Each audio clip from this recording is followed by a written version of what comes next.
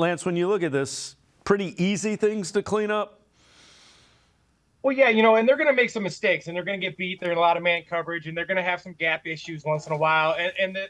Early on they were playing at like a 2000 Ravens, 85 Bears type level. Like best defense ever for 5 weeks. So I think they're going to have some issues. They're going to fix those issues, but everything they're struggling with now, the tackling, the attention to detail, gap integrity, things that they have done really well. They haven't done the last 2 weeks very well, and I think they'll get back to that moving forward. It's just an adjustment, and they'll get better for sure.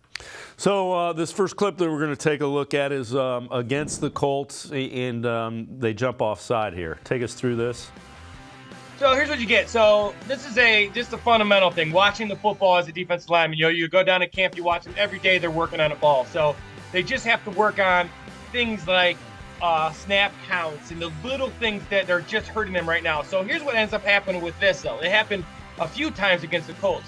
Miles jumps off sides, and that gives Minshew a chance to just take the ball deep without one was a touchdown, and this was another play to Alec Pierce. So what ends up happening is, you jump off side like that, and the quarterback can just take a shot deep with no penalty because if it's picked off or whatever it may be, the play is coming back anyway. So again, just a small thing, attention to detail, watching the ball, lining up right, making sure you're in the correct gaps. Little things like that are hurting him right now. And this hurt him a number of times against the Colts. Just make sure you're watching the ball and not listen to the snap count. And the other thing that we heard last week from Jim Schwartz was he wants the guys to shut the play down and not allow that to continue. If you're offside, just keep going. Get unabated to the quarterback so they blow the play dead. Missed tackles have been an issue as well. Take us through this next clip and what you see here. Well, the thing is, so this is a 3rd and 4. So this is an opening drive for the Colts that resulted in a touchdown. But the point is, there's two things. One is it's a 3rd and 4. They make the tackle. The Colts punt. They don't score. So that's the first thing. These are guys. This is Newsome, JOK, Walker. These guys who are really, really good tacklers. They got to make these tackles in space, especially against a small guy like Downs. They make this tackle. The play's over. Another thing that the Browns have to work on because of the fact they're a man team is that front seven. Those guys have to be really sound in everything they do because they're not going to get a lot of run support with the secondary because the secondary is in man coverage. And some of the strengths you get with man coverage, obviously there's going to be some weaknesses. And one of the big weaknesses is lack of run support. So this front seven has to be sure tacklers, and they have been, except for the last couple games. And you couple that with some misalignments, some bad gap integrity, etc. This is what ended up happening. So they just got to make sure they're good tackles. This is a good 3rd down. They made him check it down. They just got to come up and make the tackle, which is something they've done, and I think they'll get back to. And again, the Colts game was a little different. The Seahawks game, there was a spurt in there in the middle of the game where they played pretty well. Beginning wasn't really good. The ending wasn't what they wanted. Take us through this, and we keep kind of talking about attention to detail. That's another thing that I see you're marking in this 3rd clip. What do you see here? So, this is a little thing, but obviously you get 3rd and 1. The in vogue thing in the NFL is these QB sneaks, and what teams are doing is they're just loading up. So if you see the Browns are loading up in the A and B gap. Now, Walker is the guy who is super smart. I love him. I think he's a great leader for the Browns. He plays hard. He's athletic. But right here is just an attention to detail thing for me. So as a linebacker, he knows both A and B gaps. So the gap between the guard and the center tackle, they're filled. They got guys in there. So he doesn't have to get his nose in there. He should be immediately to the outside and tackle this for a loss. Again, good run, good. They block it really well, but you can see he's not touched number 5, and he's got to make that play. And if you see at the beginning of the play, he just hesitates just a hair. Well, in the NFL, a hair is a lot of yards in the NFL because these guys are so fast.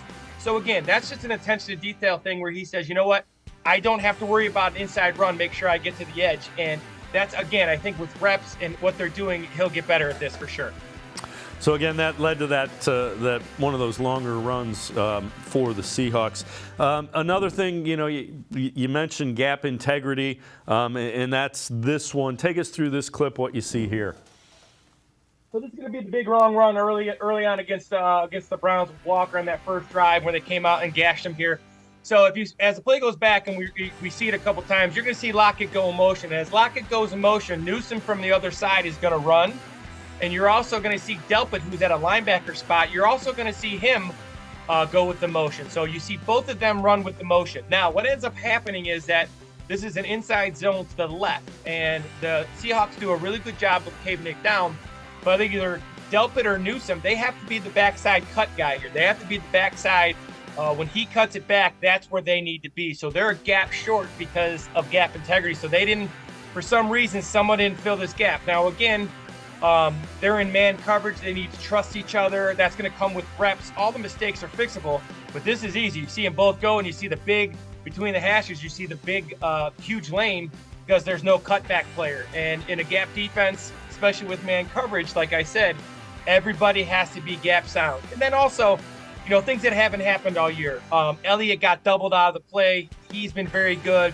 JOK is at the Mike backer. He avoids because he's not a collision guy. He's with linemen. He avoids them. So just a number of little errors here led to this big run.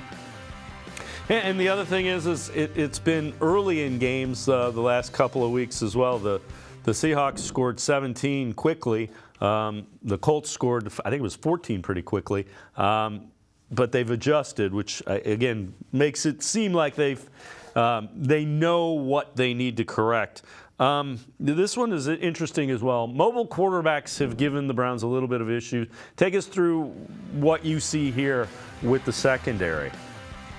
So the secondary drill used to work. It's called a plaster drill. So the secondary, when you have these movement quarterbacks, because they're in so much man coverage, they have to stay plastered or connected to these receivers longer than they ever have. Remember, when the Browns are in zone, in past years, when a quarterback scrambles, the job of a zone player is to keep everything in front of him.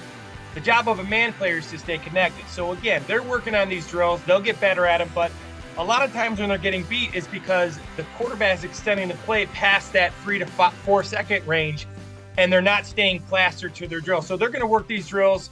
I guarantee you they're working these drills down at practice this week where they're going to move the quarterback, and they're going to get Clayton Tune, who's a pretty good athlete. The plays off script, off schedule, hurting them, and that'll be something they'll get better at. So this is really good coverage actually by Newsome. He just loses a step because of the scramble by Geno. So I think again, very fixable with practice, with reps, but again, stay plastered to those receivers when the quarterback scrambled, and they have to now because they're in more man coverage. And the other thing is you've got a pretty darn mobile quarterback coming up in Lamar Jackson as well. So those are going to be important things the next several weeks as well. Yeah, and the thing is they haven't had to do that. So again, if you're in a zone coverage, you get to keep that guy in front. And regardless of what the quarterback does, you're scrambling with him, but everything's in front of you. You see the receiver and you see the quarterback. In man coverage, it's a lot of times they won't even know the quarterback's scrambling, and they're kind of on a clock. And obviously the quarterback in the NFL wants to get rid of it. If you see the quick game, it's usually under 2.8. But no quarterback holds the ball more than 4 seconds in the NFL. There's too many good pass rushers. But when they scramble, often they will extend past that 4 seconds. And that's when the Browns secondary and those linebackers who are in man coverage need to stay with. And that's just practice reps, working on staying with, especially on those third down situations.